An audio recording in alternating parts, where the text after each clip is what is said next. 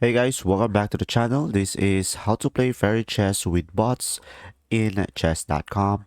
So first thing that you will do is simply go to chess.com, and guys, just make sure you are signed in into your account, and if you are using a mobile app, it will be just the same step. So just simply follow along. First thing that you will do is simply go to play, and now from here just simply go ahead and go to 4 player and variants. So guys, from here, you will have multiple fairy chess play, and as you can see, you will have here multiple game modes that you can choose from.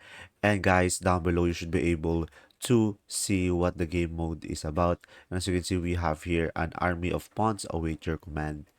And up top, you should be able to see here the feature category as well. So it will be different game mode as well. So that's pretty much it. You can just simply explore these 4 player and variants and should be able to see all of the fairy games on chess.com. And that's simply about it. If this video was helpful, please like and subscribe. Thanks for watching. See ya.